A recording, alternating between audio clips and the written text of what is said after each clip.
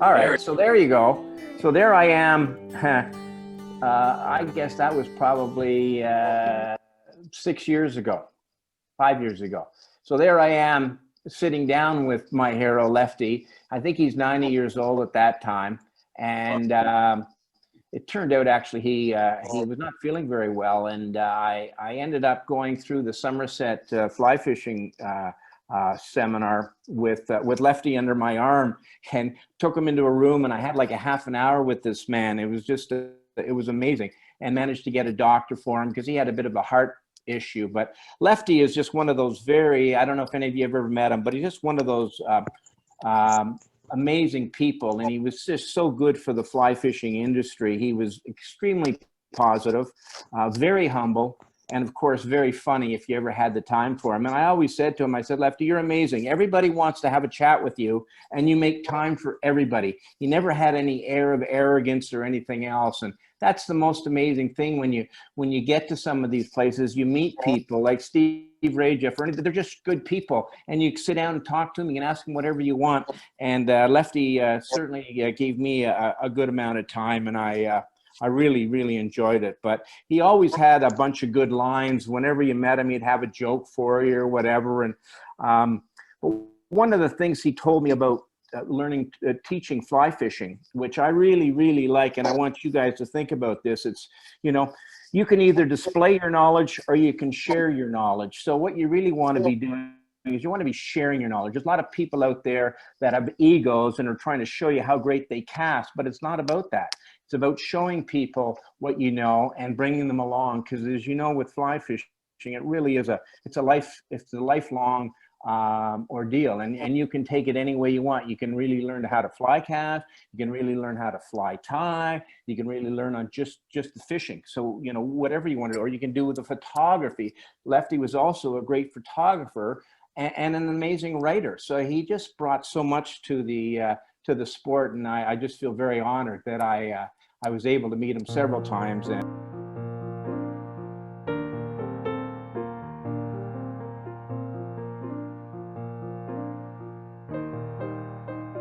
so there's what happened in the Miramichi is they have a museum, the Miramichi Fly Fishing Museum, and they were inducting this lady here. I'm sure a few of you probably recognize her. That is Joan Wulff.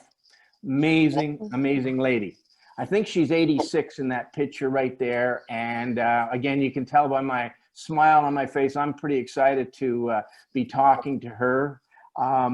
She was a dancer, actually.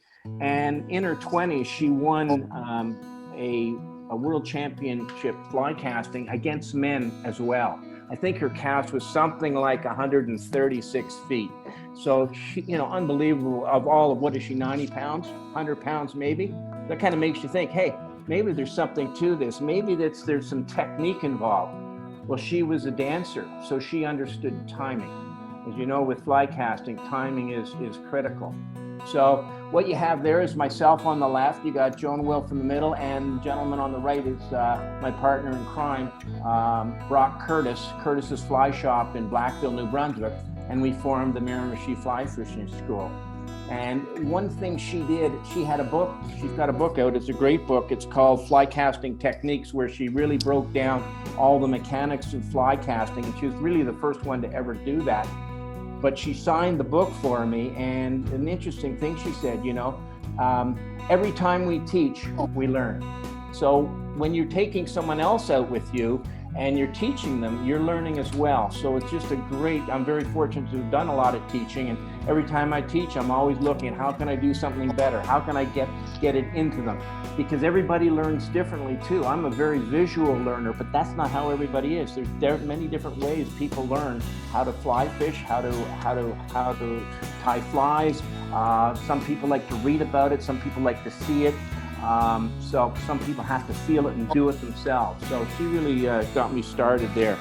So anyway, so we started the fly fishing school, and I'm quite fortunate because this is actually my camp on the Miramichi. So I got a log cabin there, and if you were there looking, and behind the photographer is the river. The main Miramichi River is right there. So it's a perfect location for teaching. And we've been very fortunate to teach a lot of people, both single-handed and double-handed rods. I've got about 4 acres of land, but probably 2 acres it's mowed, that that's where we do most of our fly casting, is on grass.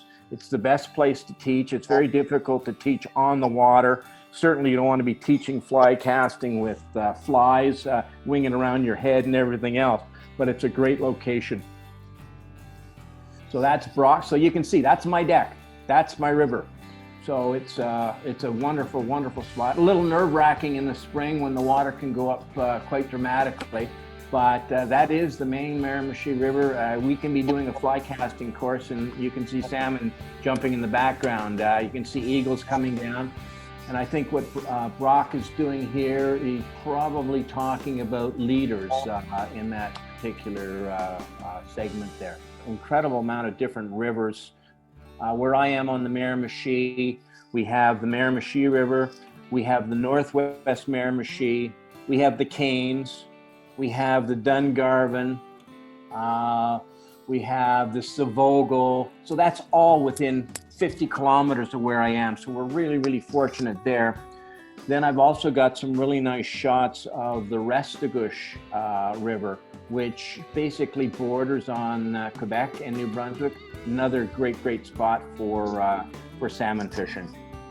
So anyways, for salmon fishing in general, most people use a 9-10 foot rod, okay?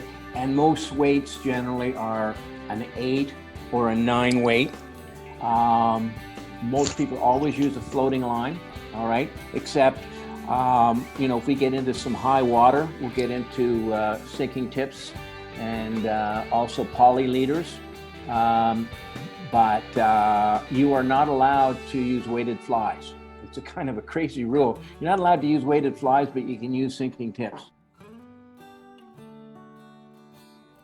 What we did at the Moncton Fly Fishing Sportsman Show is we have a casting aisle on water.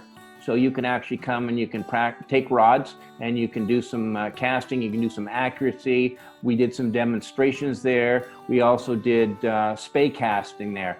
And also what we allowed were kids would come up and we would teach them how to fly cast. And also we did some competitions for the kids, and Bass Pro was great. They gave out all kinds of prizes to the kids, and everybody really enjoyed that. So that's a fun thing to do if you're putting together a sportsman show. Like Brian became a certified fly casting instructor, and it's pretty involved. But before you do that, one of the things that the Federation of Fly Fishers has done is they came up with a casting skills challenge. And there's a bronze, there's a silver, and there's a gold. So this may be for someone that wanted to just check out and see where your skills are. You could link up with Brian and he could put you through this program, and you can try to see if you can do these casts are what's required for a bronze. And then when you go to the silver and a gold, they get progressively more difficult. But for instance, usually when we teach, the first thing we start is with the PLUD, which means pick up and lay down cast, which is the foundation of all casts. And basically when you're casting, there's 4 parts to your cast. You want to start with your rod tip low. Most people do not start with their rod tip low. So right off the bat, they've already got slack in the system. You want to start with your rod tip low. You want to pick up. And as you pick up, you are going to accelerate to a stop. And that stop is critical because all the energy that you build up into the rod gets transferred to the line when you make a good firm stop. And then once you make the stop, you have to pause and allow it to straighten in your back cast. You accelerate to a forward cast, pause, and then you bring your rod down to the water for your presentation. So that's your pick up and lay down. So that's the first thing you want to do. Then you want to start casting, going from vertical to horizontal. Then you have a roll cast both on your left-hand side and your off shoulder, okay? And then you get into shooting line and accuracy and distance. So it's a great thing to just kind of check out to see where you are. Well, that's just me. That's the Restigouche River. And I think that's a picture of me just after I caught a really nice salmon. I go up there in June And it is the time to be up there in my mind, because you get different runs, and the first run is usually the salmon coming up. And in July, then you start getting what's called grilse. Grilse has only been out to the winter for one season. A salmon has been out for 2 or 3 winters. And of course, they go from, like, a salmon's anywhere from 10 to 35 pounds. All right. So they are really feisty, and they're a lot of fun. So at the end of the presentation, I'm going to give you some information, but this is a place called Larry's Gulch. It's owned by the New Brunswick government. And if you ever want to go salmon fishing for some big salmon, the Restigouche is one of the spots, and it's reasonable. I mean, way more reasonable than going to any of the Quebec resorts or any of the private clubs. The New Brunswick government's kept it pretty affordable, and I can certainly tell you a little bit more about that. This is an interesting scenario. This picture right here, we actually have a thing in New Brunswick, only available to New Brunswickers, unfortunately, but it's called Crown Reserve. And you get into some of these cabins, and you have a whole stretch of the river for 48 hours at a reasonable cost, like $100. But I love this picture because he's not, you might think he's rolling dope there, but he's not. He's actually hand making a fly, okay? Which is, that's a pretty tricky thing to do without a vise. So actually he's making a fly right there. But in the background of the window, you can see the river and how it converges just in the reflection of the window. So I really, I think that's a very cool shot. Absolutely in the middle of nowhere. Oh, some more casting. You're going to notice there what's in their hand is a piece of doweling. I really believe a lot in what's called pantomiming. So that's going through the motion without using a fly. It's something someone said, referred it to as an idiot stick. Once you put a fly rod in someone's hand, they forget everything you told them. All right. The nice thing about a dowel is you can get your hand movement happening without the rod and the line and everything else. So I'm just trying to get them to get the proper hand motion to do a forward and backward cast, and then we'll put them into a rod once we feel they've got the proper movement going. So it's just trying to get some muscle memory going. All right, there's a friend of mine just out on the Miramichi River. That is just probably a mile away from where I am. We got lots of different water. There is private water for sure, but there is definitely public water as well. And my feeling is this summer is probably still going to be good. You won't get a lot of Americans up this year because, well, first of all, are they going to be able to get through the border? Most likely not, but I think Canadians are going to be able to travel. So might be a good year to come up here. Okay, that's another picture of the Restigouche River. So what happens with the Restigouche River? You got these 26-foot canoes, and so you have one guide, and then you have 2 fishermen. The guide is actually, you can't see him now, but that's me in the green, and that's my brother up at Larry's Gulch. And it's really quite, what they do is you share a rod. So what happens is the guide drops the anchor, and I will fish until I can't cast any further. And then he lifts up the anchor and he drops down another 10, 20 yards. And then the next person fishes. Initially I went, oh man, I don't like that. I don't want to share this with anybody, but it's actually quite relaxing. You get to have a good chinwag with your fishing buddy while he's fishing. You can have a beer or a cigar or whatever, and then it's your turn. So it's not like you get worn out or anything. It's very relaxing. It's really a nice time. And these canoes are phenomenal. You can stand up, they're solid. And that river there, it's a heritage river. You're not going to see any landings anywhere. You're not going to see any driveways or ways down to the river. You're not going to see any hydro lines. It's absolutely pristine, and the water is very clear. Beautiful area. So this is very cool. This is the loading of the canoes. So every morning you have your breakfast, you come down, and they load you 2 by 2 into all these canoes as they go up the river. Now last year was great because of COVID. They would only allow 1 person in a canoe. So you actually had the canoe all to yourself for the whole fishing deal. So you got twice the amount of fishing.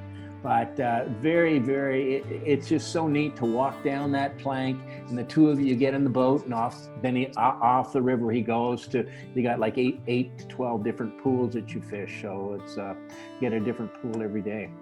Okay, there's a buddy of mine. Came in from the States actually, and he's just going upriver to the next hole.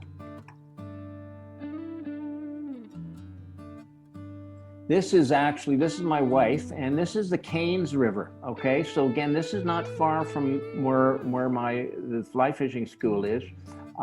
It's probably 20 kilometers from where I am. Much different river. You see how much smaller it is, and it's also a very good brook trout river. But you will get big salmon in that small river as well. So it's a very pristine, beautiful little river. Especially in the fall, the Cairns River is world famous.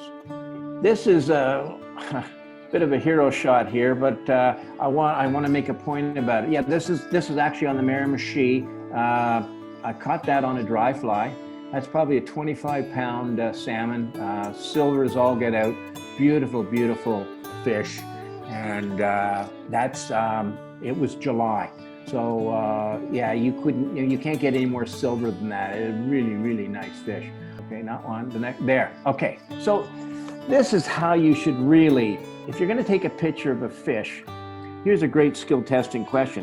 How long can a fish hold its breath for? I can't get any feedback from you, but the bottom line is they don't have any lungs. They cannot hold their breath.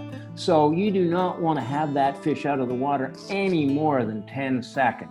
But really, if truth be known, don't ever take it out of the water. Try and keep the fish wet. And so that's what we're doing now. If we catch a fish, we're trying, you take a picture if you want, keep the fish in the water and then revive it. Move it back and forth. You just put it into the flow and you wait for it to revive itself. The rule of thumb is however long you play that fish for is how long you should revive it for. Yeah.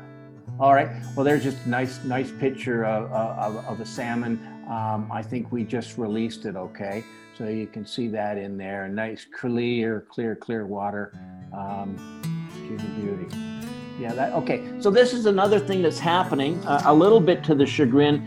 Although these are not invasive species, they are indigenous to our area. These are striped bass, and they're coming back big time. And they eat just about anything. Of course, DFO initially said, oh, they don't eat smolts, so BS. They certainly do. They eat anything that comes in front of them, okay? But it does make for some great fly fishing. Now, a lot of people spin cast for them, which is fine, but they are a lot of fun on a fly rod, I'll tell you. So we have that as well. If the salmon fishing isn't very good, there's a good chance you can go out and do some striper fishing. It's very good at the end of May, middle of June. And then it gets again good in the August, September as well. You can get into some stripers, okay? We're again striper fishing. You're allowed to keep 3 a day.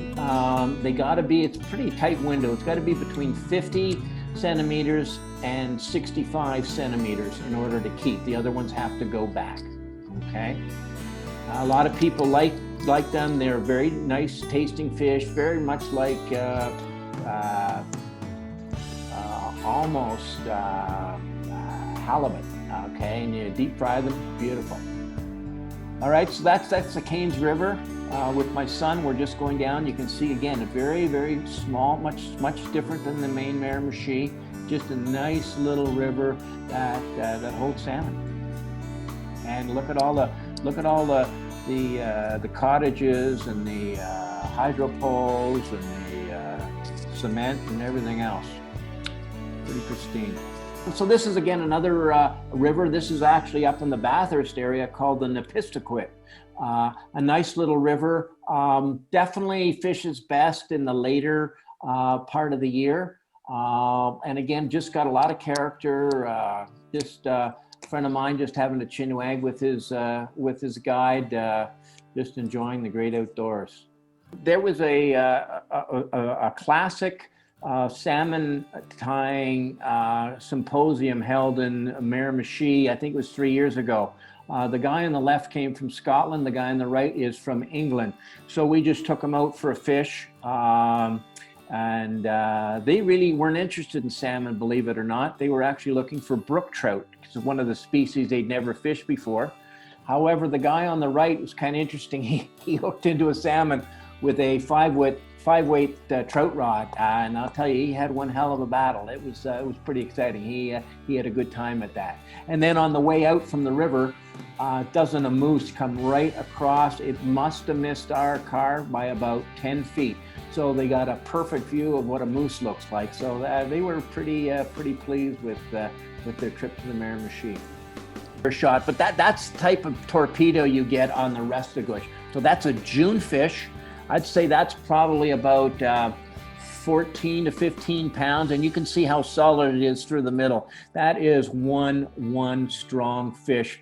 I tell you, you get one of those on your line, it's a fish of a lifetime. Absolutely, they're fantastic. Just beautiful fish.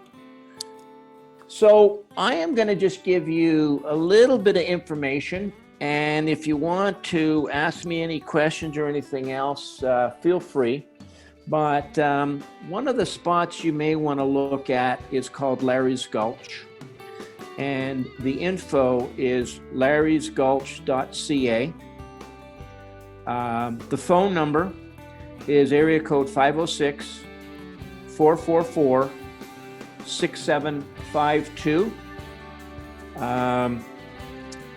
And the other place, which is actually right across the river from me. So, Brian, you can visit me. You just can't stay with me. No. I have a small camp.